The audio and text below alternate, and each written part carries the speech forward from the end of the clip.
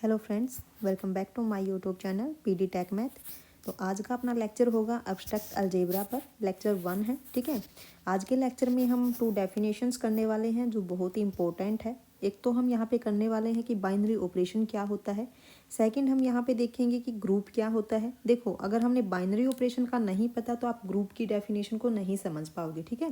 क्योंकि जब आप ग्रुप की डेफिनेशन करोगे तो वहाँ पे ये बाइनरी ऑपरेशन यूज होगा, और जब तक आपको ये नहीं पता चलेगा कि बाइनरी ऑपरेशन है क्या एक्चुअल में, तो तब तक आप ग्रुप की डेफिनेशन को नहीं समझ पाओगे, ठीक है। एक रट्टाफिकेशन अलग चीज़ है कि आप उसको रट लोगे कि क्या बाइनरी ऑपरेशन है, लेकिन उससे पहले आप एक बार बाइनरी ऑपरेशन की डेफिनेशन कर लीजिए।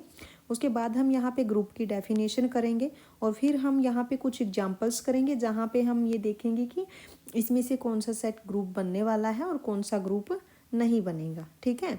अगर आप CSIR नेट की प्रिपरेशन कर रहे हो या फिर गेट की प्रिपरेशन कर रहे हो, तो हमने यहाँ पे previous year question paper solution डाले हुए हैं अपने चैनल पर। लीनियर अलजेब्रा का हमने 2010 टू 2023 तक का कंप्लीट सॉल्यूशन किया है। कॉम्प्लेक्स एनालिसिस भी हमने कंप्लीट किया है, रियल एनालिसिस हमने कंप्लीट किया है। और अगर हम बात करें कि गेट के प्रीवियस ईयर क्वेश्चन पेपर्स की, तो लीनियर अलजेब्रा यहाँ पे हमने कंप्लीट किया है, रियल एनालिसिस भी कर रखा है, कॉम्प्लेक्स एनालिसिस है और LPP है, ठीक है। तो अगर आप चाहो तो अगर आप चाहते हो कि हमें previous year question paper solve करने हैं, तो आप मेरी वीडियोस देख सकते हो। अलग अलग से आपको प्लेलिस्ट मिलेगी, ठीक है। वहाँ पर आपको कंप्लीट सॉल्यूशन मिलेगा। और अगर आपको अच्छी लगती है तो आप लाइक कीजिए और चैनल को सब्सक्राइब कीजिए, ठीक है।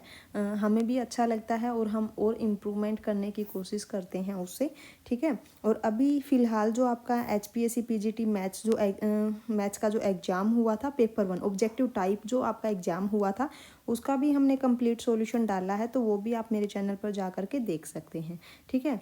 तो आज का मेनली अपना जो लेक्चर है वो एब्स्ट्रैक्ट अलजेब्रा का है, और यहाँ पे हम बाइनरी ऑपरेशन और ग्रुप को समझेंगे कि क्या होता है, इनकी डेफिनेशन क्या है, और हम एग्जांपल्स करेंगे, ठीक है। आप बेसिक ही मान लीजिए आज का लेक्चर तो अपना, ओके। तो आज का अपना है लेक्चर 1, और कंटिन्यूटी में देखते रहिए, काफ़ी हेल्पफुल है। एब्स्ट्रैक्ट अलजेब्रा आपका गेट में भी है और CSIR नेट के एग्ज़ाम में भी है, और जो भी असिस्टेंट प्रोफेसर एग्ज़ाम की जो प्रिपरेशन कर रहे हैं उनके लिए भी काफ़ी इंपॉर्टेंट है, ठीक है, क्योंकि उसमें भी ये है आपका एब्स्ट्रैक्ट अलजेब्रा, ओके। तो जिसके भी सिलेबस में है सबके लिए ही इम्पोर्टेंट रहने वाला है, ओके। तो चलिए अब हम यहाँ पे देख लेते हैं सबसे पहले कि बाइनरी ऑपरेशन होता क्या है। तो हम पहले यहाँ पे डेफिनेशन लिखेंगे और उसके बाद उसको समझेंगे कि इस डेफिनेशन में इसने क्या बोला है, ठीक है। देखिए, सबसे पहले हम यहाँ पे डेफिनेशन देख लेते हैं।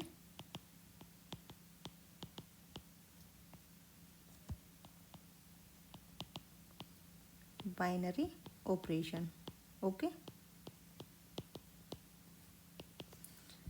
देखिए, late G be a set, okay, let G be a set, a binary operation, a binary operation on G is a function, is a function। आप खुद भी इसको समझने की कोशिश करना, ठीक है। is a function that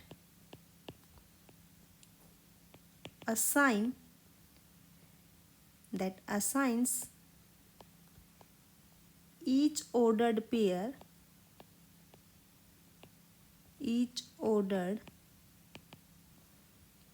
of elements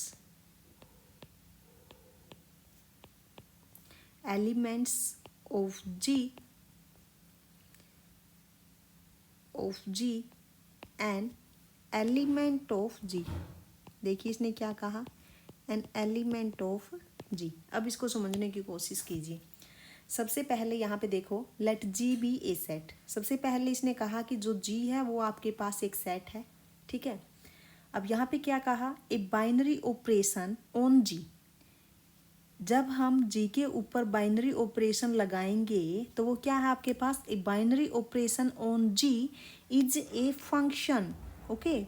जो बाइनरी ऑपरेशन है G के ऊपर वो क्या है आपके पास, एक फंक्शन है, ठीक है। ध्यान रखना, हम मान लेते हैं कि जो वो फंक्शन है वो क्या है, f है, ठीक है। और कहाँ पर है, जी पर। अब यहाँ पे देखिए कि डोमेन और कोडोमेन क्या हो सकती है, that assigns each ordered pair. अब जब ये ऑर्डर्ड पेयर की बात की है और ऑपरेशन कहाँ पर है, जी पर है, तो यहाँ पे जो आपके पास डोमेन होगी वो आपके पास क्या होगी, इस टाइप से होगी, जी क्रॉस जी कार्टेशियन प्रोडक्ट में, क्योंकि ऑर्डर्ड पेयर की बात की है। और जो यहाँ पे ऑपरेशन इसने जो यूज किया है वो क्या है, ऑपरेशन इसने क्या यूज किया है, बाइनरी ऑपरेशन, है ना। अब उसके बाद देखिए ordered pair of elements of G and element of G. और जो यहाँ पे आप जब ये ऑर्डर्ड पेयर का जो आपका एलिमेंट होगा ये कहाँ पर जाएगा, जी में ही जाएगा। तो जो आपके पास कोडोमेन होगी वो आपके पास क्या होगी, जी होगी, ठीक है। तो यहाँ पे देखिए इसने क्या कहा कि जो बाइनरी ऑपरेशन है वो एक फंक्शन है जी के ऊपर, that assign each ordered pair of element of G and element of G. इसका मतलब है कि अगर मैं यहाँ से कोई भी एक एलिमेंट लूँ ऑर्डर्ड पेयर में, ठीक है, मान लीजिए मैंने यहाँ से एक एलिमेंट ले लिया, ठीक है, तो जो ये एलिमेंट है जब मैं यहाँ पे ये फंक्शन अप्लाई करूँगी तो ये एलिमेंट आपका कहाँ पे बिलोंग करेगा, जी में जाएगा, ठीक है। अब वो हम पे डिपेंड करता है कि जो बाइनरी ऑपरेशन है वो हमने क्या लिया है, ठीक है। या फिर क्वेश्चन में आपको दिया हुआ मिलेगा कि जो बाइनरी ऑपरेशन है वो आपके पास एडिशन है, मल्टीप्लिकेशन है, सब्ट्रैक्शन है, क्या है, ठीक है। तो यहाँ पे देखिए, लेकिन हाँ ध्यान रखना यहाँ पे जो सेट है, अगर वहाँ पे आपको सेट ऑफ इंटीजर दे दिया, मान लीजिए कि आपके पास जो जी है वो आपके पास क्या है, एक सेट ऑफ इंटीजर है, ठीक है। तो आप फंक्शन कैसे डिफाइन करोगे, यहाँ पे इज ये, ठीक है, फंक्शन आपके पास ये हो जाएगा। फिर उसके बाद तो यहाँ पे जब आप दो एलिमेंट, जब आप ये ऑर्डर्ड पेयर से एक एलिमेंट उठाओगे जेड क्रॉस जेड से, तो ये भी आपके पास कहाँ पे जाएगा, जेड में जाएगा। अब जो बाइनरी ऑपरेशन है वो हमने क्या लगाया है वो हम देख लेंगे अब क्वेश्चंस में। इतना समझ में आ गया। सबसे पहले तो जो बाइनरी ऑपरेशन है वो आपके पास क्या है, एक फंक्शन होगा, कहाँ पर, एक सेट जी पर, ठीक है, जो इस टाइप से वैल्यूज को असाइन करेगा। इतना समझ में आ गया आपको, है ना, इतना समझ में आ गया ना, ठीक है। अब हम बात कर लेते हैं जो मेनली यूज होते हैं जो बाइनरी ऑपरेशन। अगर हम अब्स्ट्रैक्ट अलजेब्रा की बात करें तो यहाँ पे हमें एडिशन, मल्टीप्लिकेशन, सब्ट्रैक्शन, इस टाइप के हमें मेनली बाइनरी ऑपरेशन देखने को मिलते हैं ना। ज़्यादातर तो एडिशन और मल्टीप्लिकेशन ही देखने को मिलते हैं, है ना। अगर हम ग्रुप की डेफिनेशन देखेंगे ना तो वहाँ पे तो मल्टीप्लिकेशन और एडिशन ही देखने को मिलते हैं, दो ही हमें वहाँ पे बाइनरी ऑपरेशन मेनली दिखते हैं। एक एडिशन वहाँ पे हमें दिखता है और एक मल्टीप्लिकेशन वहाँ पे हमें दिखता है ना। तो यहाँ पे देखिए बाइनरी ऑपरेशंस की अगर हम बात करें, लेकिन ये ध्यान रखना कि जब हम यहाँ पे ऑर्डर्ड पेयर, जब ये एलिमेंट्स लिखेंगे जी का, तो वो अपना कहाँ पे जाना चाहिए, जी में ही जाना चाहिए, ठीक है। अब यहाँ पे देखिए आपके पास जो मेन होते हैं बाइनरी ऑपरेशंस, एक आपके पास बाइनरी ऑपरेशन होता है एडिशन, है ना, जो मेन से है, एडिशन हो गया, सब्ट्रैक्शन हो गया, अच्छा उसके बाद मल्टीप्लिकेशन हो गया,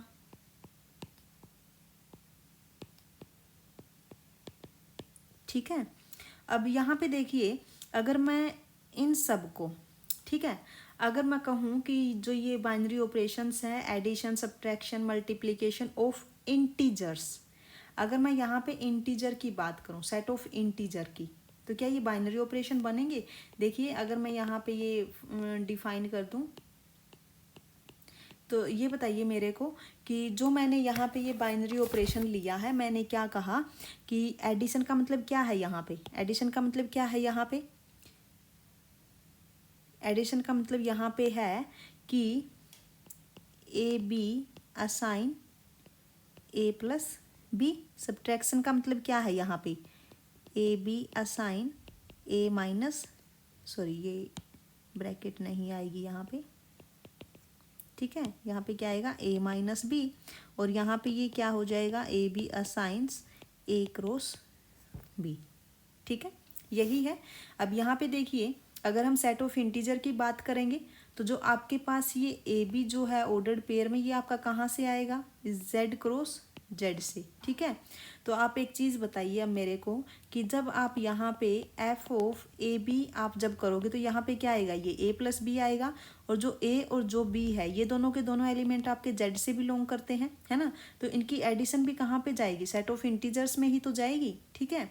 ऐसे ही जब आप ये a माइनस बी की बात करोगे, अंडर सब्ट्रैक्शन जो आपके पास है, जब आप इसकी बात करोगे कि F of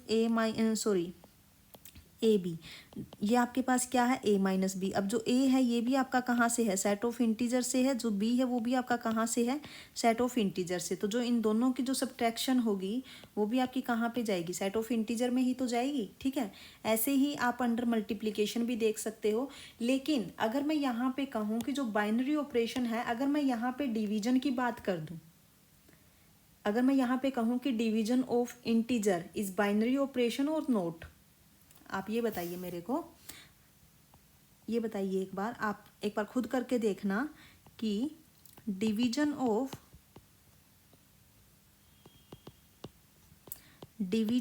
integers, division of integers is binary operation और नोट।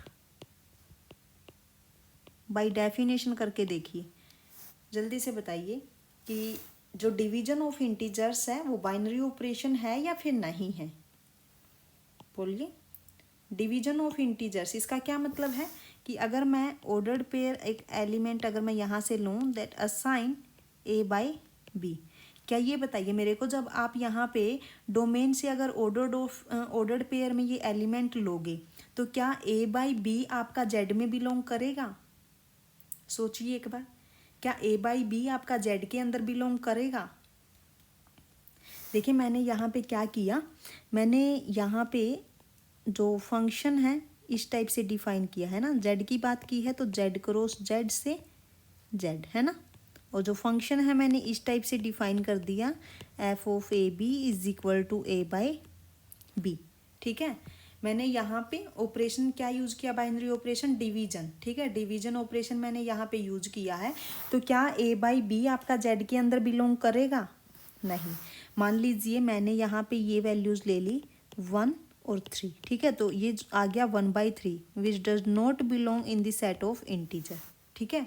तो यहाँ से आपके पास क्या कंक्लूजन निकल के आएगा, division of integer is not a binary operation, okay. This implies division of integer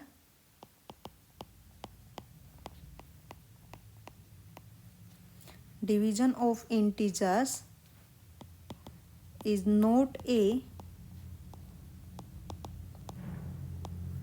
binary operation, is not a binary operation, okay. अच्छा अब मेरे को ये बताइए कि अगर मैं यहाँ पे z की जगह पे अगर मैं r ले लेती, जल्दी से बताइए, अगर मैं z की जगह पे r ले लूँ तो क्या ये बाइनरी ऑपरेशन होगा, division of real numbers is binary operation और नॉट, बोलिए। अगर आप r की बात करोगे ना, सेट ऑफ रियल नंबर्स की बात करोगे अगर आप, तो यहाँ पे हमें जीरो में प्रॉब्लम आएगी, ठीक है, यहाँ पे हमें जीरो पे प्रॉब्लम आएगी, ओके। ये मत सोच लेना कि डिवीजन तो अप्लाई हो ही जाएगा, मान लो यहाँ पे 1/0 आ गया, ये तो इन्फिनिटी होगा, लेकिन क्या इन्फिनिटी r के अंदर कंटेन करता है, नहीं, ये इसके अंदर बिलोंग नहीं करेगा, यहाँ पे जीरो में प्रॉब्लम आएगी, ठीक है। लेकिन हाँ अगर हम यहाँ पे जीरो को रिमूव कर दें r से तो उसके बाद हो जाएगा बाइनरी ऑपरेशन, ठीक है, ओके। तो ये था आपका बाइनरी ऑपरेशन। अब हम बात कर लेते हैं ग्रुप की डेफिनेशन की, ठीक है। देखिए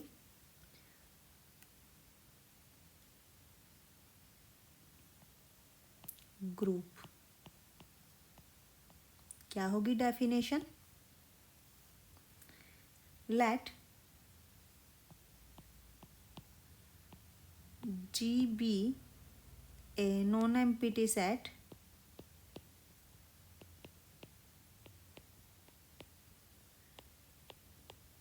non-empty set with binary operation with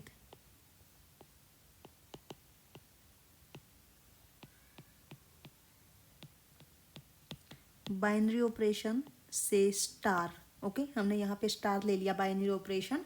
अब यहाँ पे ये एडिशन भी हो सकता है, मल्टीप्लिकेशन भी हो सकता है, ठीक है। वो हमें क्वेश्चन में ही पूछेगा कि अंडर एडिशन या फिर अंडर मल्टीप्लिकेशन। अब जो एडिशन या मल्टीप्लिकेशन जो भी वो बोलेगा आप समझ लेना, वो वहाँ पे क्या है, एक बाइनरी ऑपरेशन है। यहाँ पे हमने बाइनरी ऑपरेशन स्टार ले लिया, कोई स्पेसिफिक नहीं किया कि हम यहाँ पे एडिशन लेंगे या फिर मल्टीप्लिकेशन, ठीक है। देखिए G be a non empty set with binary operation star, okay, that assigns to each ordered pair that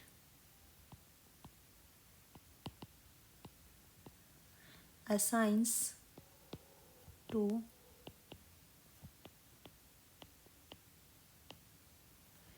each ordered pair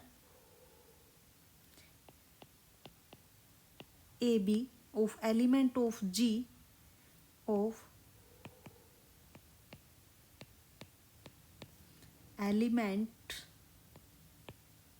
of G and element of an element in G, okay, an element in G, ठीक है, denoted by A star B। अगर आप चाहो, जो ये आपके पास मैंने यहाँ पे ये जो ये लाइन लिखी है ना, टू ईच ऑर्डर्ड पेयर वाली, ये जो मैंने लिखा है यहाँ पे, assign to each ordered pair A B of element of G and element in G denoted by A star B. इसका ये आपके पास है ना क्लोजर प्रॉपर्टी ही है। आप चाहो तो यहाँ पे जो मैं प्रॉपर्टीज लिखूंगी वहाँ पे भी ऐड कर सकते हो कि first property closure property satisfy होनी चाहिए, यानी कि अगर मैं ए और बी कोई भी दो एलिमेंट अगर जी से लेती हूँ तो ए स्टार बी भी आपका कहाँ पे जाएगा, जी के अंदर, ठीक है। तो ये आपकी मेनली क्लोजर प्रॉपर्टी कहलाती है। अब वो क्लोजर प्रॉपर्टी अंडर एडिशन या मल्टीप्लीकेशन वो आपका ऑपरेशन पे ही डिपेंड करेगा, ठीक है। ये आपके पास क्या हो जाती है, क्लोजर प्रॉपर्टी। अब देखिए नाउ वी से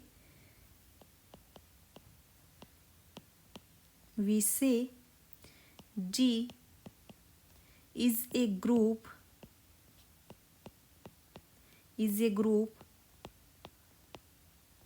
under this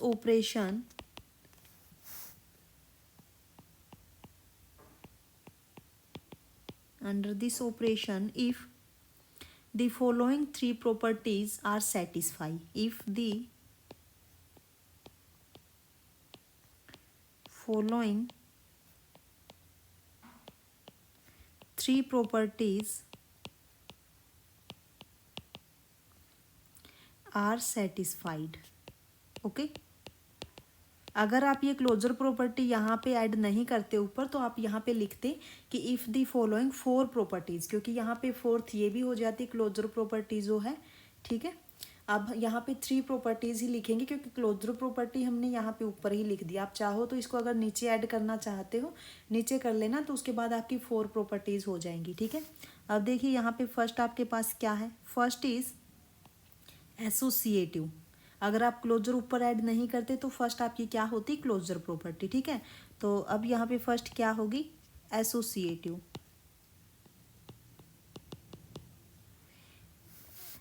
एसोसिएटिव प्रॉपर्टी क्या बोलती है, अगर मैं कोई भी तीन एलिमेंट जी से लूँ, ठीक है, अगर मैं कोई भी थ्री एलिमेंट्स जी से लूँ तो वो तीनों के तीनों एसोसिएट करने चाहिए, है ना। एसोसिएट मीन्स, मान लीजिए मैंने क्या लिया यहाँ पे, देखिए ए बी सी आपने कोई भी थ्री एलिमेंट्स लिए जी से, तो आपके पास क्या होना चाहिए यहाँ पे, A B C is equal to A B C for all.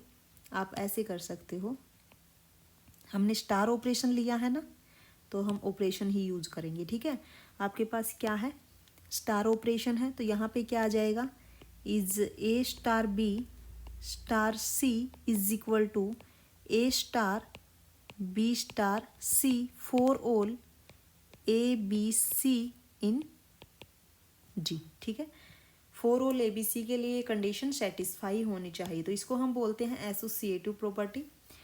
Second आपके पास क्या है, आइडेंटिटी प्रॉपर्टी। Okay, identity. अब आइडेंटिटी प्रॉपर्टी क्या होगी, there is an element E is called identity in G such that, लिख लीजिए, there is an element G, there is an element say E in G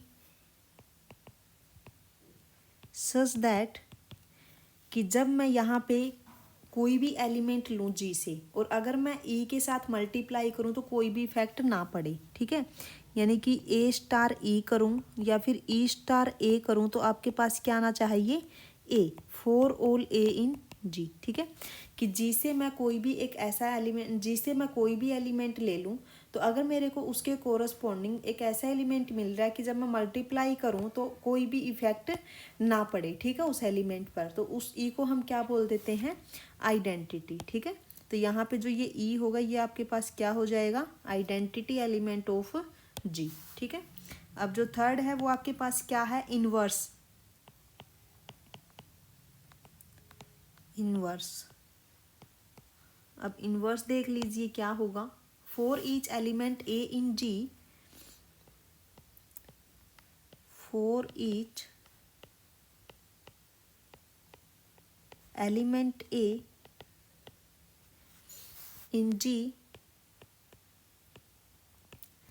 there is an element b, there is an element b in g such that a star b is equal to b star a is equal to identity। इसने क्या कहा कि अगर मैं कोई भी एक element लूँ जी से तो उसके कोरस्पॉन्डिंग मेरे को एक ऐसा एलिमेंट मिलना चाहिए उस जी में कि जब मैं उन दोनों की प्रोडक्ट करूँ तो मेरे पास क्या आए, आइडेंटिटी आए। ठीक है, तो हम बी को क्या बोल देंगे, b is an inverse of a. ठीक है, ओके, या फिर a is inverse of b. तो ये तीन प्रॉपर्टीज़ हैं, आप इसको भी साथ में ही ले लीजिए। चार प्रॉपर्टीज़ हैं आपके पास, एक क्लोजर है, एसोसिएटिव है, आइडेंटिटी है और इनवर्स प्रॉपर्टी है। ठीक है, अगर यहाँ पे एक और प्रॉपर्टी ऐड हो जाए, अगर यहाँ पे एक और प्रॉपर्टी ऐड हो जाए और क्या होगी, A B is equal to B ए।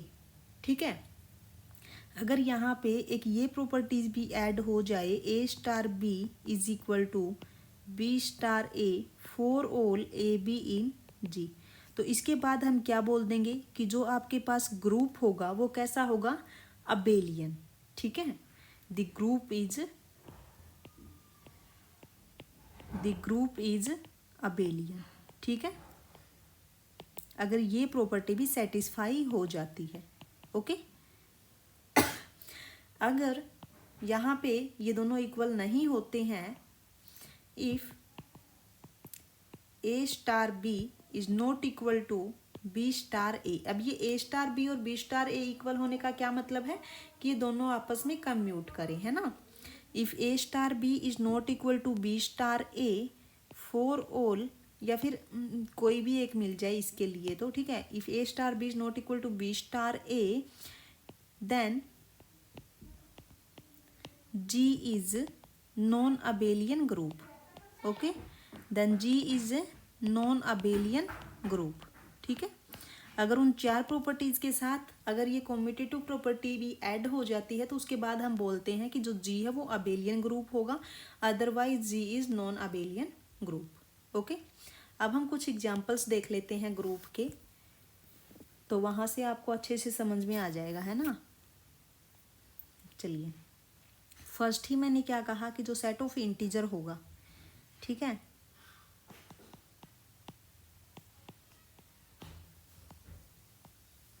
क्या सेट ऑफ इंटीजर ग्रुप बनेगा? बोलिए, set of integer is group और not under addition and under multiplication, ठीक है, under addition and under multiplication, under addition and under multiplication. इसको ऐसे भी लिख देते हैं कि Z under addition and Z under multiplication. जल्दी से बताइए कि जो आपके पास सेट ऑफ इंटीजर है क्या ये ग्रुप बनेगा या फिर नहीं बनेगा under addition and under multiplication, और अगर नहीं बनेगा तो कहाँ पे प्रॉब्लम आएगी, ठीक है। ये मैं आपको बता देती हूँ कैसे करना है। उसके बाद आपके लिए होमवर्क रहेगा, आप वो देख लेना कि वो ग्रुप बनेंगे या फिर नहीं बनेंगे, ठीक है। चलिए सबसे पहले हम अगर अंडर एडिशन पे चलें, ठीक है, सबसे पहले हम यहाँ पे अंडर एडिशन लेके चलते हैं, ठीक है। Set of integer under addition हम चेक करेंगे कि क्या ये ग्रुप बनेगा। सबसे फर्स्ट प्रॉपर्टी आपकी क्या थी? Closure property, closure property. इसमें क्या था कि आप कोई भी दो एलिमेंट ले लीजिए, कहाँ से? सेट ऑफ इंटीजर से। जब मैं इन दोनों को ऐड करूँ a प्लस बी, तो ये भी इंटीजर में ही जाएंगे, ये भी एक इंटीजर ही आएगा जब दोनों को ऐड करोगे, तो क्लोजर प्रॉपर्टी में कोई प्रॉब्लम नहीं आने वाली है ना। अब उसके बाद सेकंड प्रॉपर्टी क्या थी आपके पास? सेकंड आपके पास था एसोसिएटिव, एसोसिएटिव। अब यहाँ पे देखिए जो बाइनरी ऑपरेशन है वो यहाँ पे एडिशन दिया हुआ है ना। तो अब मेरे को क्या लेने हैं? ए बी सी, तीन एलिमेंट लेने हैं, कहाँ से? सेट ऑफ इंटीजर से, ठीक है। तो अगर मैं यहाँ पे एसोसिएटिव प्रॉपर्टी देखूँ तो यहाँ पे क्या है? A plus B plus C. तो मैं यहाँ पे इसको ऐसे लिख सकती हूँ, is A plus B plus C, तो भी कोई प्रॉब्लम नहीं आएगी एसोसिएटिव में भी। अब हम चलते हैं आइडेंटिटी पे, है ना। तो जो सेट ऑफ इंटीजर है अगर हम उसकी अंडर एडिशन आइडेंटिटी देखें तो अंडर एडिशन आइडेंटिटी क्या होती है? क्या होती है अंडर एडिशन आइडेंटिटी? चलिए थर्ड आपके पास क्या है? आइडेंटिटी, ठीक है। तो यहाँ पे देखिए आइडेंटिटी में मैंने क्या कहा था कि कोई भी एक एलिमेंट आप लो सेट ऑफ इंटीजर से, ठीक है, तो आप उस ए एलिमेंट में यहाँ पे क्या ऐड करोगे कि ऐड करने के बाद आपके पास क्या आए? वापस ए एलिमेंट ही आ जाए। तो जल्दी से बताइए यहाँ पे ऐसा क्या एलिमेंट होगा? मान लीजिए कि जो वो एलिमेंट है वो बी है, ठीक है। तो अब बी की वैल्यू यहाँ पे क्या होगी? देखिए B is equal to A minus A, यानी कि बी इज इक्वल टू 0। तो यहाँ से आपके पास क्या आ गया? 0 0 is an additive identity of additive identity of set of integer, set of integer, ठीक है। तो यहाँ पे 0 क्या हो जाएगी? Additive identity. अब देखिए अगर मैं यहाँ पे ए के अंदर 0 ऐड करूँगी तो वापस से यही एलिमेंट आएगा, तो यहाँ पे 0 क्या हो गई? Additive identity. उसके बाद जो फोर्थ प्रॉपर्टी है, फोर्थ आपके पास क्या है? इनवर्स। अब इनवर्स प्रॉपर्टी में मैंने क्या कहा था कि अगर मैं कोई भी एक एलिमेंट लूँ सेट ऑफ इंटीजर से, तो उस एलिमेंट में मैं यहाँ पे क्या ऐड करूँ कि मेरे पास यहाँ क्या आ जाए? आइडेंटिटी। अब आइडेंटिटी यहाँ पे क्या है? 0, ठीक है। आइडेंटिटी यहाँ पे क्या है आपके पास? 0। तो मान लिया मैंने कि वो एलिमेंट आपके पास क्या है? से बी एलिमेंट, ठीक है। तो यहाँ पे आपके पास क्या आ गया? A plus B is equal to 0। B आपके पास क्या आ गया? Minus A. तो यहाँ से हम बोल सकते हैं कि minus A is an additive inverse, additive inverse of set of integer, set of additive inverse of A के लिए ही आया है ये तो, ठीक है। तो यहाँ पे देखिए अगर मैं अब ए के अंदर यहाँ माइनस ए ऐड करूँ तो ये क्या आएगा आपके पास? 0, और 0 क्या है? एडिटिव आइडेंटिटी, ठीक है। तो यहाँ पे चारों की चारों प्रॉपर्टी सेटिस्फाई होती है। इसका मतलब क्या है, यहाँ पे set of integer is group under addition. Okay, और बल्कि ये अबेलियन ग्रुप बन जाएगा। जो कम्यूटेटिव प्रॉपर्टी है वहाँ पे भी कोई प्रॉब्लम नहीं आएगी, आप देख लेना, ठीक है। तो अंडर एडिशन में तो कोई प्रॉब्लम नहीं आई, लेकिन आप ये बताइए मेरे को कि जब मैं यहाँ पे अंडर मल्टीप्लिकेशन करूँगी तो क्या होगा। अगर मैं अंडर मल्टीप्लिकेशन करूँगी तो क्या आएगा, क्या ये ग्रुप बनेगा अंडर मल्टीप्लिकेशन, बोलिए, क्या अंडर मल्टीप्लिकेशन ग्रुप बनेगा।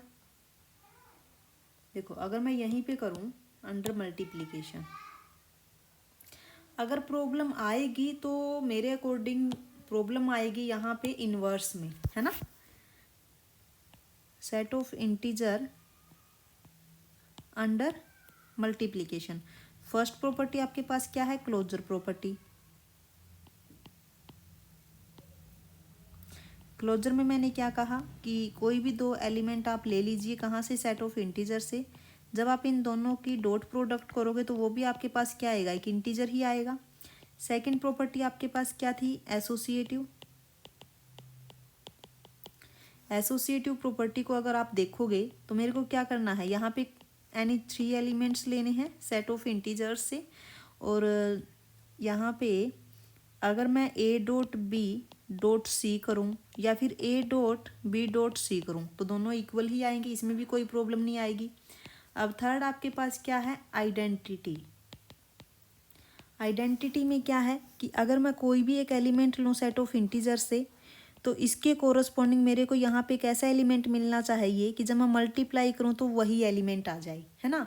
अब मैंने मान लिया कि वो एलिमेंट आपके पास बी है, तो ये आपके पास क्या आ गया, A B is equal to A, यानी कि B is equal to A by A. तो ये आपके पास क्या आ गया, 1, ठीक है। तो यहाँ पे जो 1 है ये आपका क्या हो गया, identity.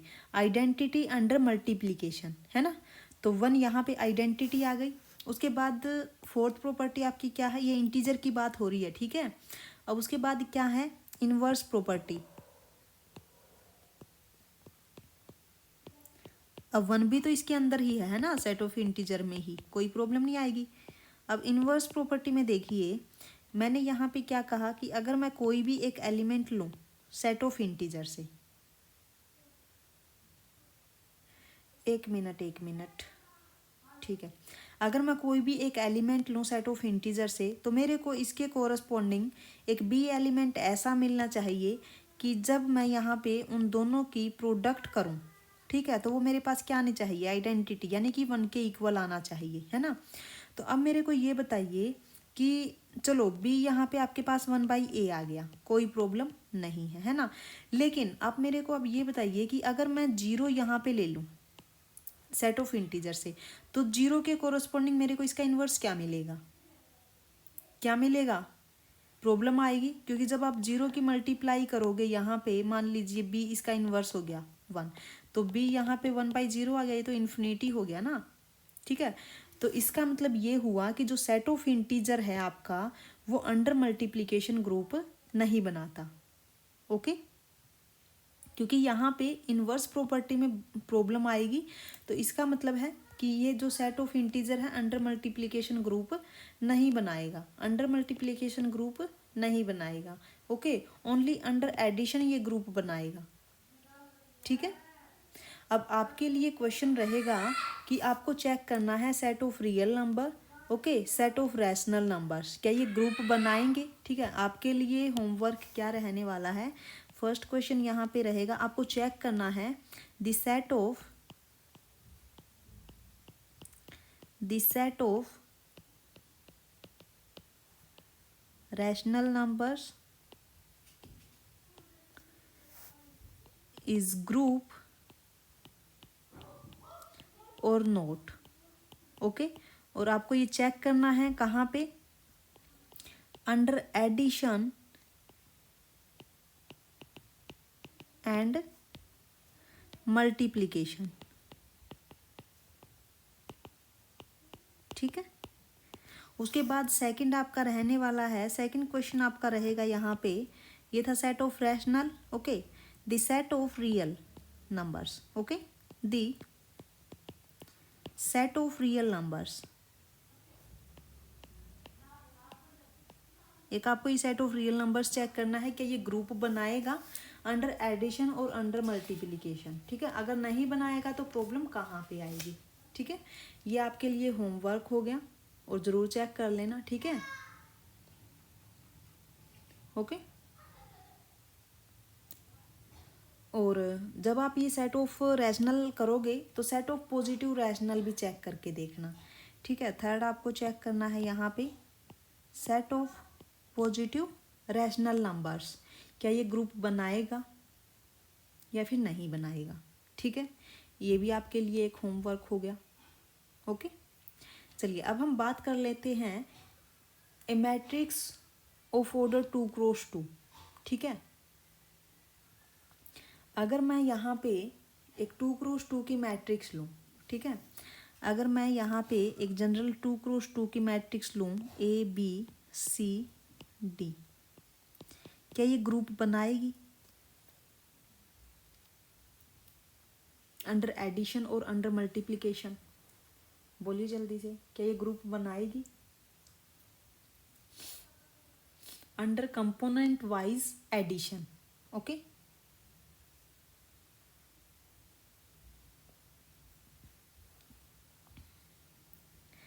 This matrix is group, या फिर हम बोल सकते हैं कि the set of all 2x2 matrices with real entries, the set of all 2x2 matrices with real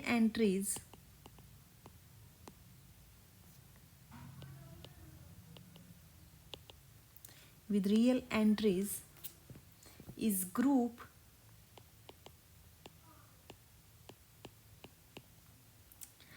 under component wise under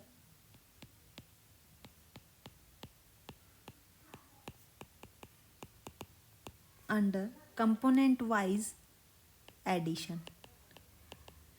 देखिए अगर मैं यहाँ पे एक सेट बनाऊँ G in which all 2x2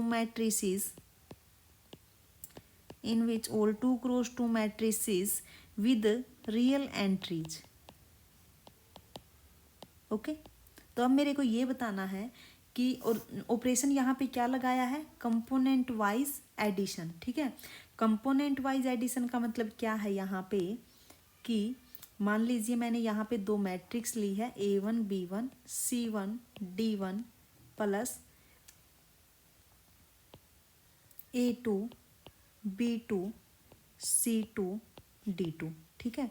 तो मेरे को यहाँ पे कंपोनेंट वाइज ऐड करना है this A1 plus A2 B1 plus B2 C1 plus C2 and D1 plus D2, ठीक है। तो यहाँ पे इस ऑपरेशन के अंडर क्या ये ग्रुप बनाएगा जो ये आपके पास G सेट है? बोलिए, यहाँ पे कोई प्रॉब्लम नहीं आने वाली। देखिए क्लोजर प्रॉपर्टी में कोई प्रॉब्लम नहीं आएगी, क्लोजर प्रॉपर्टी इजली आपकी हो जाएगी, ठीक है। क्लोजर प्रॉपर्टी आपकी इजली हो जाएगी, ठीक है। अच्छा, सेकंड एसोसिएटिव प्रॉपर्टी में भी कोई प्रॉब्लम नहीं आने वाली, वो भी हो जाएगा आपका, है ना। देखिए क्लोजर प्रॉपर्टी में अगर मैं यहाँ पे कोई भी दो मैट्रिक्स लूँ G सेट से तो क्या आएगा A1 B1 C1 D1 plus उन दोनों को ऐड करूँ तो उनका सम भी वहीं पे जाना चाहिए, है ना। ये आपके पास क्या होगा is A2 B2 C2 D2, ठीक है। और यहाँ पे देखिए जो A1 B1 C1 D1 A2 B2 C2 D2 ये सारे कहाँ से है, सेट ऑफ रियल से, ठीक है। अब जब इनको ऐड करूँगी तो ये क्या आएगा आपके पास A1 प्लस A2, तो इन दोनों का सम भी कहाँ पे जाएगा, ये भी आपका किसका एलिमेंट है, सेट ऑफ रियल नंबर का, ठीक है। और B1 प्लस B2 ये भी आपका कहाँ पे जाएगा, set of real number. And C1 plus C2 ये भी आपका एक रियल नंबर आएगा, D1 प्लस D2 ये भी आपका एक रियल नंबर आएगा, ठीक है। तो मैं बोल सकती हूँ कि जो ये आपके पास मैट्रिक्स बनेगी ये कहाँ पे जाएगी, जी में, तो क्लोजर प्रॉपर्टी में कोई प्रॉब्लम नहीं आने वाली है ना। ऐसे ही एसोसिएटिव प्रॉपर्टी भी हो जाएगी। थर्ड हमें क्या देखना है, इनवर्स। इनवर्स देख लीजिए। इनवर्स में क्या है कि अगर मैं कोई भी एक एलिमेंट लूँ जी से, अब जी के अंदर किस टाइप के एलिमेंट्स है, एक 2x2 की मैट्रिक्स है, तो यहाँ से एक मैट्रिक्स ही आएगी, ठीक है। तो यहाँ से ले लीजिए ABCD, ठीक है। तो मैं यहाँ पे क्या ऐड करूँ कि ऐड करने के बाद मेरे पास एग्जैक्ट यही मैट्रिक्स आ जाए, ठीक है। तो जल्दी से बताइए कि मैं यहाँ पे क्या ऐड करूँ, किस टाइप की मैट्रिक्स मैं यहाँ पे ऐड करूँ कि मेरे पास वही मैट्रिक्स आ जाए, ठीक है। तो मैं यहाँ पे जीरो मैट्रिक्स ले सकती हूँ। जीरो मैट्रिक्स भी तो जी के अंदर जाएगी, है ना। तो यहाँ से जब आप इनको ऐड करोगे तो यही मैट्रिक्स आएगी। तो ये आपके पास क्या हो जाएगी, आइडेंटिटी, ठीक है। अब ऐसे ही फोर्थ आपके पास क्या है, फोर्थ है ये इनवर्स नहीं, ये यहाँ पे आइडेंटिटी है, ठीक है। उसके बाद है इनवर्स। अब इनवर्स प्रॉपर्टी में देखिए क्या होगा कि मैं जी सेट से कोई भी एक एलिमेंट लूँ ABCD, तो मेरे को उसके कोरस्पॉन्डिंग यहाँ पे एक ऐसी मैट्रिक्स मिलनी चाहिए, जब मैं इन दोनों को ऐड करूँ तो मेरे को यहाँ पे क्या मिले, आइडेंटिटी। आइडेंटिटी क्या है आपके पास, जीरो मैट्रिक्स है ना। तो मैं यहाँ पे ले सकती हूँ कि जब मैं इन दोनों को ऐड करूँ, ए के कोरस्पॉन्डिंग अगर मैं यहाँ -A ले लूँ तो A-A 0, इधर -B -C और -D, तो ये आपके पास क्या हो जाएगा, इनवर्स हो जाएगा, ठीक है। अंडर एडिशन, ये अंडर एडिशन की बात की है, ठीक है, अंडर कंपोनेंट वाइज एडिशन। तो अब मेरे को ये बताइए कि अगर मैं ऐसे ही, अगर मैं एक 2x2 की मैट्रिक्स, अगर मैं ऐसे ही एक सेट बनाऊं, ठीक है, तो क्या अंडर मल्टीप्लिकेशन वो ग्रुप बनाएगी। चलो अंडर एडिशन तो हमें पता चल गया कि ये ग्रुप बनाएगी, लेकिन क्या अंडर मल्टीप्लिकेशन ग्रुप बनाएगी। देखिए जब हम अंडर मल्टीप्लिकेशन की बात करेंगे तो क्लोजर प्रॉपर्टी में कोई प्रॉब्लम नहीं आएगी, ठीक है। और एक और चीज़, हाँ एक और चीज़ देखिए, अगर मैं ऐसे ही, अगर मैं यही ग्रुप ले लूँ, ठीक है, in which set of all 2x2 matrices ABCD such that ABCD in set of set of real numbers, okay. तो अब मेरे को ये बताइए कि अगर मैं अंडर मल्टीप्लिकेशन चेक करूं,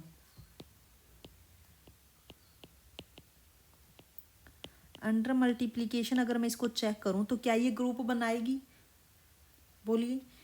और मैं यहाँ पे है ना ऑपरेशन यूज कर देती हूँ, अंडर दी ऑपरेशन। अब अंडर मल्टीप्लिकेशन की बात की तो वहाँ पे तो हमने component wise addition operation use कर दिया था, तो अंडर मल्टीप्लिकेशन भी तो मेरे को ऑपरेशन यूज करना पड़ेगा ना, अंडर मल्टीप्लिकेशन। और यहाँ पे ऑपरेशन यूज कर दीजिए, अंडर ऑपरेशन, क्या ऑपरेशन कि अगर मैं यहाँ से कोई भी एलिमेंट लूँ जी से, अब जी से एलिमेंट लेने का मतलब है कि कोई भी दो मैट्रिक्स लेना है ना। यहाँ पे ले लीजिए A1 B1 C1 D1, A2 B2 C2 D2, और याद रखना जो ये अंदर वाले एलिमेंट्स है ये रियल नंबर्स है। तो यहाँ पे आपके पास क्या होगा, is A1 A2 plus B1 C2 C1 A2 plus D1 C2 A1 B2 plus B1 D2 C1 B2 plus D1 D2। इस ऑपरेशन के अंडर क्या ये एक ग्रुप बनाएगा या फिर नहीं। अगर नहीं बनाएगा तो प्रॉब्लम कहाँ पे आएगी, चलिए देख लेते हैं। अगर मैं बात करूँ फर्स्ट प्रॉपर्टी की, फर्स्ट आपके पास क्या है, क्लोजर प्रॉपर्टी, ठीक है, क्लोजर प्रॉपर्टी। तो यहाँ से आप कोई भी 2 आर्बिट्रेरी एलिमेंट ले लीजिए जी से। तो जब आप जी से कोई भी 2 आर्बिट्रेरी एलिमेंट लोगे तो ये आएगी आपके पास मैट्रिक्स, है ना, और ये तो आपकी जी के अंदर जाएगी ही, क्लोजर में कोई प्रॉब्लम नहीं आएगी। सेकंड आपके पास क्या है, एसोसिएटिव। एसोसिएटिव में भी कोई प्रॉब्लम नहीं आने वाली, चेक कर लेना। हम बात करते हैं आइडेंटिटी और इन्वर्स की। Identity property. अब आइडेंटिटी प्रॉपर्टी क्या बोलती है यहाँ अंडर मल्टीप्लिकेशन, देखिए कि अगर मैं जी से कोई भी एक एलिमेंट लूँ, मान लीजिए मैंने ये एक एलिमेंट ले लिया जी से, ठीक है, तो मैं यहाँ पे किस एलिमेंट से मल्टीप्लाई करूँ कि मल्टीप्लाई करने के बाद मेरे को यही एलिमेंट मिल जाए, ठीक है, मल्टीप्लाई करने के बाद मेरे को यही एलिमेंट मिल जाए। तो किससे करोगे मल्टीप्लाई,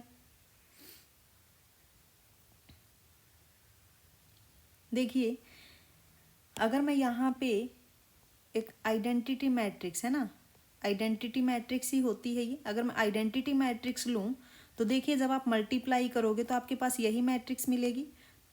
तो ये जो मैट्रिक्स आपके पास ये क्या आ गई, आइडेंटिटी ऑफ जी, ठीक है,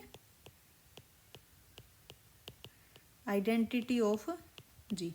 तो देखो आइडेंटिटी तक कोई प्रॉब्लम नहीं आई। अब बात करते हैं हम इन्वर्स की। फोर्थ आपके पास क्या है, इन्वर्स प्रॉपर्टी। इन्वर्स प्रॉपर्टी में क्या है कि अगर मैं कोई भी एक एलिमेंट लूँ जी से, ए बी सी डी, तो मैं यहाँ पे किस एलिमेंट से मल्टीप्लाई करूँ कि मल्टीप्लाई करने के बाद मेरे को यहाँ पे आइडेंटिटी मिल जाए, ठीक है। अब मेरे को ये बताना है, तो बताइए जल्दी से कि मैं किस से मल्टीप्लाई करूँ कि मेरे को यहाँ पे ये एक आइडेंटिटी मैट्रिक्स मिल जाए, ठीक है।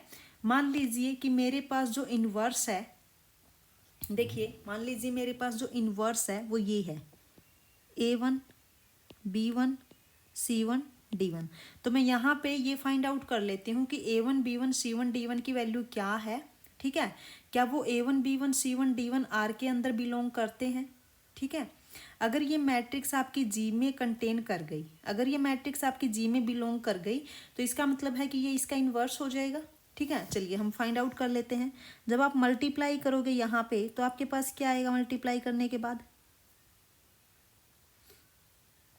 मल्टीप्लाई करने के बाद क्या आएगा, या फिर आप है ना ऐसे भी कर सकते हो कि अगर आपके पास एक 2x2 की मैट्रिक्स है, ठीक है, अगर आपके पास एक 2x2 की मैट्रिक्स है तो उसका इन्वर्स तो हम सिंपली फाइंड आउट कर लेते हैं, है ना। आपके पास ये है A B C D, तो आप इसका इन्वर्स कैसे फाइंड आउट करते हो, से दिस मैट्रिक्स इज A, है ना। तो इसका जो इन्वर्स होगा वो क्या होगा, 1 डिटर्मिनेंट ऑफ A, और यहाँ पे क्या आएगी मैट्रिक्स जो होगी, यहाँ पे क्या हो जाता है, जो ये डायगोनल एलिमेंट्स आपके पास है A और D, ये आपके इंटरचेंज हो जाएंगे, इधर D आएगा इधर A आएगा, और जो BC है यहाँ पे सिर्फ आपका साइन चेंज होगा, -B -C, तो ये आपका क्या हो जाता है, इन्वर्स ऑफ A। तो अब डिटर्मिनेंट क्या होगा, 1 डिटर्मिनेंट आपका होगा AD -BC, ओके, और यहाँ पे क्या आएगा D -B -C A, तो ये आपका क्या हो गया, इन्वर्स हो गया। अब मेरे को ये बताइए कि जो ये इन्वर्स है, जो आपके पास ये इन्वर्स है, क्या ये जी के अंदर बिलोंग करेगा। देखो ये तो हमें पता चल गया, यहाँ पे जो ये डी है ये आपका एक रियल नंबर है, ये तो आपका रियल में होगा। आपके पास जो -B है ये भी आपका रियल में जाएगा, ठीक है, ये भी आपका रियल, ये भी आपका रियल, लेकिन प्रॉब्लम आपकी कहाँ पे आएगी, AD -BC पर, ठीक है। अब यहाँ पे देखिए इफ AD -BC अगर डिटर्मिनेंट 0 हो गया तो प्रॉब्लम हो जाएगी, है ना। अगर AD -BC अगर आपके पास 0 हो गया तो आपके पास जो G है is not a group under multiplication, ठीक है। अगर AD -BC 0 हो गया तो ये ग्रुप नहीं बनेगा। तो ये ग्रुप कब बनेगा कि जो AD -BC है वो स्ट्रिक्टली यहाँ पे क्या होना चाहिए, नॉन जीरो, ठीक है। तो आपके पास जो जी सेट हमने बनाया है, जो हमने जी सेट यहाँ पे बनाया है कि for all ABCD such that ABCD in set of real numbers, and यहाँ पे कंडीशन क्या ऐड करनी है, AD -BC is non zero, तो ये आपके पास ग्रुप बनाएगा, ठीक है। और इसका एक स्पेशल नाम होता है, इसको हम क्या बोलते हैं, जो इस टाइप का जो सेट होता है, जो इस टाइप का जो ग्रुप बनता है, इसको हम क्या बोलते हैं। अब है ना कि बल्कि यहाँ पे अगर, और हाँ याद रखना ये अबेलियन नहीं बनेगा, ठीक है, ये अबेलियन नहीं बनेगा। इसको हम क्या बोलते हैं, GL2R, GL2R से हम इसको डिनोट करते हैं, और हम इसको बोलते हैं जनरल लीनियर ग्रुप, ठीक है। याद रखना काफ़ी इम्पोर्टेंट है ये। और जब आपके एग्जाम में आता है तो सिंपली आपको कैसे दिया जाता है ये, GL ऐसे करके, GL2R, ठीक है। अब यहाँ पे देखिए, जो ये आपके पास 2 दिया हुआ है, मतलब कि ये मैट्रिक्स का ऑर्डर है, और जो R दिया हुआ है ये एंट्रीज है मैट्रिक्स की, ठीक है, R से बिलोंग करती हैं। तो यहाँ पे ये आपके पास क्या हो जाएगा, is set of all 2x2 matrices, okay, such that ABCD in set of real numbers and AD minus BC is non zero, ठीक है। इसको हम क्या बोलते हैं, is general linear group.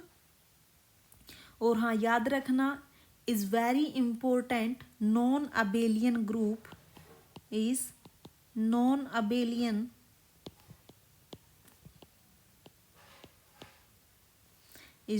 Abelian group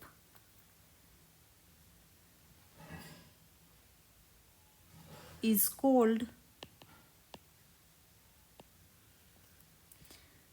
the general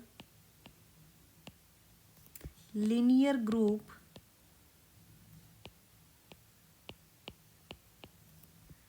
of 2x2 matrices over R, okay, याद रखोगे, ठीक है। तो आज का हम यहीं पे कंप्लीट करते हैं, ओके। और कल वाले लेक्चर में हम जो जैसे UN हो गया, ठीक है, UN हो गया या फिर ZN हो गया, इस टाइप के ग्रुप्स का हम डिस्कस करेंगे। UN और ZN हो गया, ठीक है, काफ़ी इम्पोर्टेंट हम कल के लेक्चर में लेके आने वाले हैं, जो कि डायरेक्ट आपसे ये क्वेश्चंस पूछे जाते हैं। और मान लीजिए कोई फंक्शंस भी जब डिफाइन करते हैं ना, तो वो इन्हीं पर डिफाइन कर देते हैं डायरेक्टली। तो हमें पता होना चाहिए कि ये जो ग्रुप बनते हैं किस ऑपरेशन के अंडर ये ग्रुप बनेंगे या फिर नहीं बनेंगे, ठीक है। अगर आपको वीडियो अच्छी लगी हो तो लाइक ज़रूर कर देना, और चैनल